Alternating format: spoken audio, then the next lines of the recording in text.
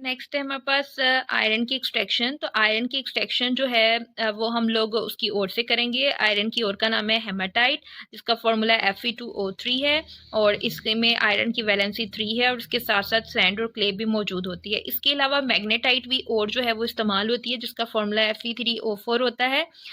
लेकिन हम जो है वो हेमाटाइट से आयरन की एक्सट्रैक्शन करेंगे। ठीक है, जब हम एक्सट्रैक्शन करने में हमें क्या क्या स्टेप फॉलो करने पड़ेंगे और कैसे करेंगे हम देख लेते हैं। सबसे पहले चार्ज बेसिकली किसके ऊपर कंसिस्ट होता है, वो होता है हेमाटाइट के ऊपर, और कोक ऐड करते हैं साथ में कैल्शियम कार्बोनेट। ये तीनों चीज़ें जो है वो हम टॉप से जो है ये वाला जो पार्ट है यहाँ से हम लोग इसके अंदर इंसर्ट करते हैं और क्या करते हैं, इसको हीट करना स्टार्ट करते हैं। तो जब कार्बन जो है वो ऑक्सीजन के साथ रिएक्शन करता है सबसे पहले स्टेप में, तो कार्बन डाइऑक्साइड गैस प्रोड्यूस होती है और ये वाला जो रिएक्शन है वो बहुत ज़्यादा एक्सोथर्मिक होता है, जिसकी वजह से इस कंटेनर में टेम्परेचर जो है वो हाई हो जाता है, जिसकी वजह से कैल्शियम कार्बोनेट जो कि हमने लोड किया था वो भी डीकम्पोज होके CO2 एंड CaO प्रोड्यूस करना शुरू कर देता है।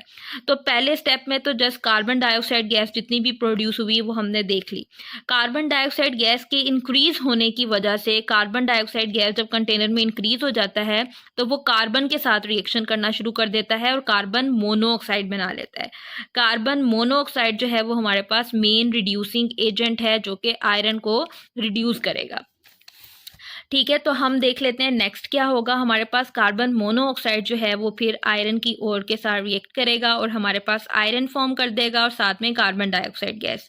आयरन क्योंकि वेट में ज़्यादा होती है, हैवी होती है, डेंसिटी ज़्यादा होती है, वो नीचे आ जाएगी और उसको हम सबसे लास्ट वाले स्टेप से हम उसको रिमूव आउट कर लेंगे। और कार्बन डाइऑक्साइड गैस जो है वो फिर ऊपर से जो वेस्ट गैसेस का बना हुआ है वहाँ से स्केप आउट हो जाएगी। ये वाला जो लोअर पार्ट है, ये जो नज़र आ रहा है, यहाँ से हम ऑक्सीजन इंसर्ट करते हैं, जहाँ पे फिर ये ऑक्सीजन यहाँ पे जाके रिएक्ट करती है। ठीक है, यहाँ से ऑक्सीजन ऐड की जाती है। अब जो हम लोगों ने कंटेनर बनाया उसके अंदर जो हम लोगों ने और डाली उसके अंदर जो है वो सैंड भी मौजूद होगी। जाहिर सी बात है, सैंड और क्ले की इम्प्योरिटी है। तो कैल्शियम CaO कैल्शियम ऑक्साइड जो बना है यहाँ पे, हम अब वो उसके साथ सैंड के साथ रिएक्शन करेगा और हमारे पास स्लैग बना देगा CaSiO3। तो यहाँ पे ज़रा पिक्चर को गौर से देख ले कि यहाँ से स्लैग जो है वो बाहर रिमूव आउट हो जाएगा। यहाँ से स्लैग सबसे जो टॉप वाला है वहाँ से ऑक्सीजन इनसाइड आती है, उससे जो लोअर वाला होता है उससे स्लैग बाहर जाता है। स्लैग क्यों ऊपर से बाहर जाता है? क्योंकि आयरन की जो डेंसिटी है वो ज़्यादा होती है और स्लैग जो है उससे कम डेंस होता है, इस वजह से ऊपर फ्लोट करता है। हम स्लैग को ऊपर से बाहर निकालेंगे और सबसे लास्ट में आयरन जो है वो हम बाहर निकालते हैं। तो ये तो है कि जो कि बेसिक स्टेप इसके अंदर यूज़ होते हैं। और ये वाला जो पार्ट है यहाँ पे वेस्ट गैसेस बाहर जाती हैं और यहाँ से चार्ज को इंसर्ट किया जाता है। ठीक है, तो अब हम देख लेते हैं बेसिक स्टेप जो कि फॉलो हुए। कार्बन ने ऑक्सीजन के साथ रिएक्शन किया, कार्बन डाइऑक्साइड गैस प्रोड्यूस हुई जो कि एक एक्सोथर्मिक रिएक्शन था, जिसने अब हीट होने की वजह से कैल्शियम कार्बोनेट डीकम्पोज होकर CaO एंड CO2 प्रोड्यूस करेगा। जब कंटेनर में CO2 राइज अप होना शुरू हो जाएगी तो वो कार्बन के साथ रिएक्शन करके कार्बन मोनोऑक्साइड जो है वो गैस बनाना शुरू कर जाएगी। अब क्या करेगी, कार्बन मोनोऑक्साइड जो है वो एज अ रिड्यूसिंग एजेंट काम करेगी और Fe2O3 के साथ जो है वो रिएक्ट करके कार्बन मोनोऑक्साइड आयरन में और कन्वर्ट हो जाएगी और कार्बन डाइऑक्साइड गैस बनाएगी। ठीक है, कार्बन मोनोऑक्साइड। आयरन जो है वो फिर नीचे फ्लो डाउन हो जाएगा, नीचे आ जाएगा और फिर हम यहाँ से उसको सेपरेट आउट कर लेंगे। अब लास्ट में क्या होगा कि SiO2 जो कि हमारे पास इम्प्योरिटीज़ थी, रेत वगैरह थी, सैंड थी उसके अंदर मौजूद, वो कैल्शियम ऑक्साइड के साथ रिएक्ट करेंगी।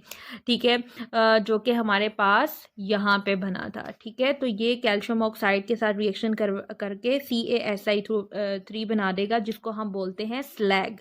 ठीक है, तो स्लैग को जो है वो फिर हम यहाँ से, क्योंकि ये वेट में लाइट होता है आयरन से, तो इसको जो है वो हम ऊपर से जो है वो सेपरेट आउट कर लेंगे।